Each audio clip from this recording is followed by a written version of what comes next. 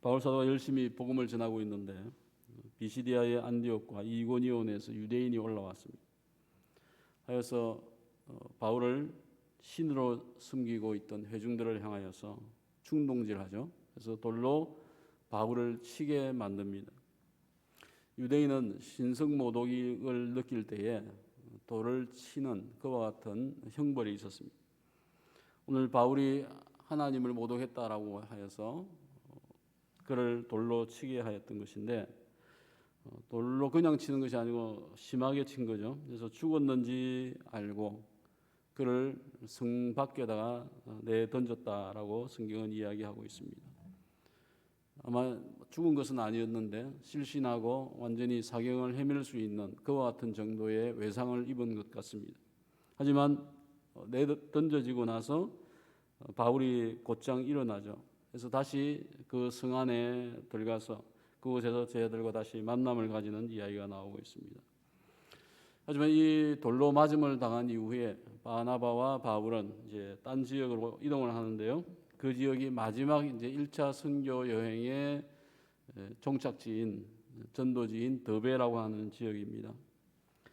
나중에 바울은 고린도후서 11장에서 그가 돌로 맞은 경험을 설명을 하고 있는데 아마 이때를 이야기하는 것 같습니다. 이 더베 지역에 이제 왔는데요. 그것은 소아시아 지역에서 지금이 터키죠. 가장 동쪽에 있는 도시입니다. 그의 사역은 더베에서 굉장히 성공적이었습니다. 복음은 큰 반대를 만나지 않았고 많은 사람을 제자로 삼았다라고 성경에 나오고 있습니다.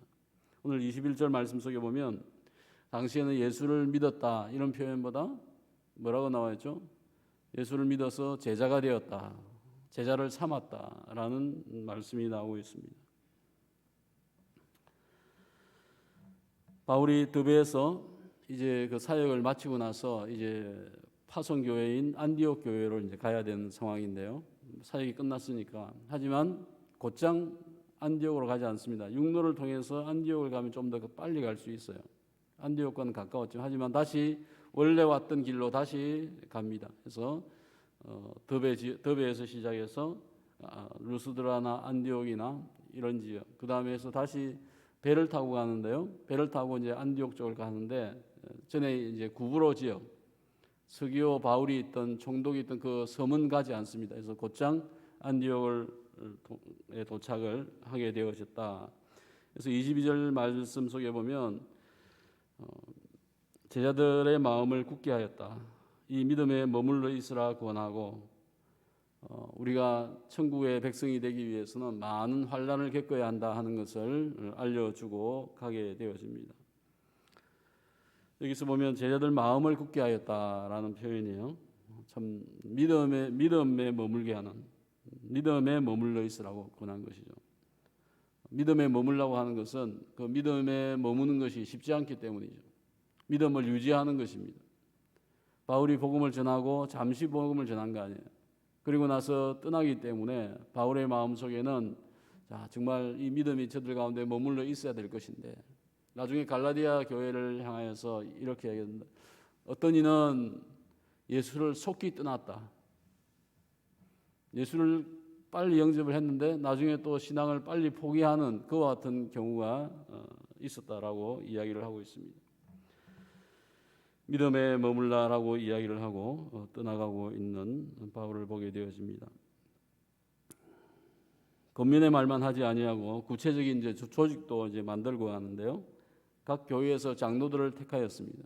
그 당시에는 이제 갓 예수 믿은 성도가 많기 때문에 교회에 조직이 없는 거 아닙니까? 그래서 교회를 책임질 수 있는 장로들, 그냥 갑자기 장로들을 세운 것이 아니고 아마 유대교회에서 구약의 말씀을 알고 유대교회에서 개종을 한 장로들 몇몇일 것 같습니다. 교회마다 이제 그와 같은 장로들을 세워서 교회를 이끌 수 있게 위탁을 하고 그들을 주님께 맡기고 가는 이야기가 여기서 나오고 있습니다. 그래서 바울과 바나바가 단순히 복음을 전하고 씨를 뿌리고 그냥 땡이 아니고 계속해서 그 교회가 어떻게 성장해야 될지 그 조직과 행정까지 책임을 지고 떠나가고 있는 모습을 저희가 배우게 되어집니다. 하여서 다시 파송받은 안디옥 교회로 이제 올라오게 되어지죠. 그곳에 올라와서 무슨 일을 합니까? 27절 말씀 속에 보면요, 교회를 모아서 안디옥 교회에서 하나님이 함께 행한 모든 일과 이방인에게 믿음의 문을 여신 것을 보고하고라고 했습니다. 무엇을 보고했습니까? 우리가 돌멩이에 맞아 죽을 뻔했고 맨날 도망다니고 피해 다니고 고생한 것을 이야기한 것이 아니고, 하나님께서 어떻게 역사하였는지, 어떻게 이방인이 하나님께서 문을 열고 이방인을 받아주었는지, 성령이 역사하였는지를 소개하고 있다고 하는 것입니다. 오늘 바울의 그와 같은 열심과 또한 순수한 마음들을 저희가 배우게 되어집니다. 바울 사도는 돌로 맞아 죽는 경험을 한 후에 그 뒤에도 곧장 사역을 진행을 하고 있는 것을 저희가 보게 되어집니다. 고난을 받았지만 그는 기쁘게 자신에게 주어진 사명을 끝까지 충성하는 것을 보게 되어집니다.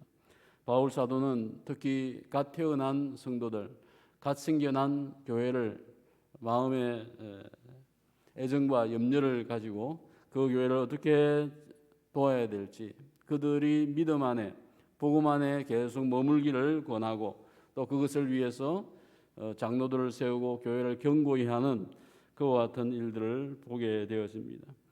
내가 믿음 안에 머물 것인가, 믿음 안에 머물지 않을까 하는 것은 인간의 선택인 거죠. 하나님, 내가 주님이 주신 그 믿음 안에 내가 머물기를 원합니다.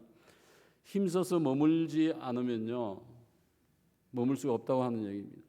오늘 우리 신앙 속에서 날마다 하나님의 믿음 안에 머무는 축복이 있어야 되겠습니다. 그리고 오늘 본문 속에서는 제자라는 표현이 많이 나왔죠. 제자들을 권면하고 제자들과 함께 있었고, 바울 사도가 돌멩이 맞았을 때 제자들이 그를 둘러싸고 있었습니다. 오늘 예수님의 지상 명령이 무엇이었습니까? 너희는 가서 모든 민족을, 모든 족속을 제자를 삼아하였습니다. 오늘 바울 역시 예수님의 목표, 제자를 삼는 것, 예수님의 목표, 제자들을 통해서 하나님의 교회를 세우는 것이었는데요, 오늘 바울 사도가 그 목표를 동일하게 가지고 있고 제자들을 세우면서 교회들을 세워나가고 있는 것을 보게 되어집니다. 오늘 저희는 주님의 제자입니까?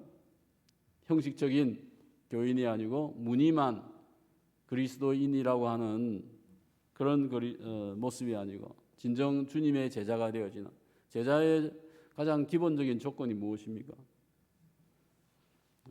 자기를 부인하고 주님의 십자가를 지고 매일 주님을 쫓아갈 수 있는 자, 그가 제자이다라고 하는 것을 저희가 기억해 볼 때에 오늘 내가 어떤 제자인가 고민들을 해야 될 것입니다. 그 제자가 모인 모임이 뭐예요? 교회라고 하는 것입니다. 제자를 세우고 그 한 명, 두 명, 세 명이 제자가 모이면 그것이 교회가 세워지는 것입니다. 선교의 완수는 인간의 힘에 있지 아니하고 하나님이 문을 여시고 성령의 능력으로서 전거되어진다고 하는 것을 오늘 이야기 속에서 보게 되었습니다. 바울과 바나바의 능력이 1차 선교 여행을 완수한 것이 아니고 1차 세계 선교의 완수를 성령께서 하시고 하나님께서 하셨다. 하나님이 문을 여셨고 하나님께서 이방인에게 복음을 전하였다.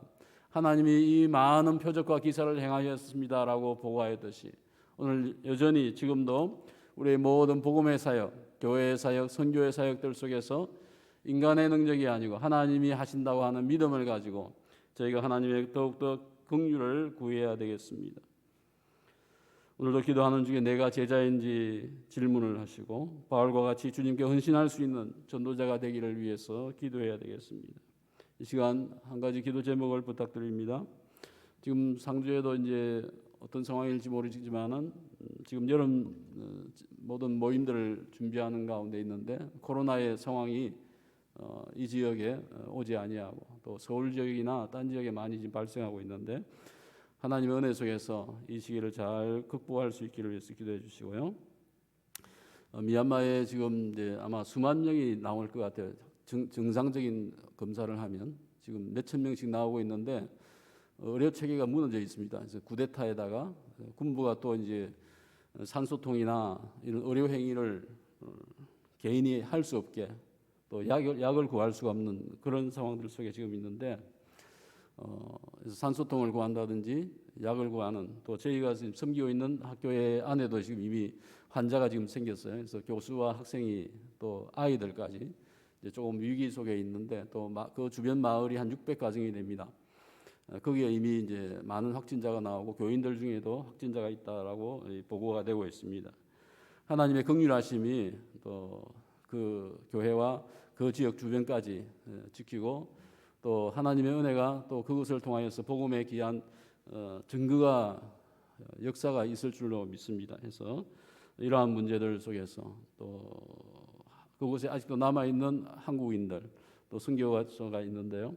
한국인이 매일 한 명씩 죽어 나가고 있어요. 왜냐하면 치료받을 방법이 없으니까 한국인들조차 외국인들조차 이제 죽음을 맞이하는 이런 상황들 속에서 하나님의 특별한 긍휼하심과 기도가 필요할 줄로 압니다. 기도하겠습니다. 하나님 아버지.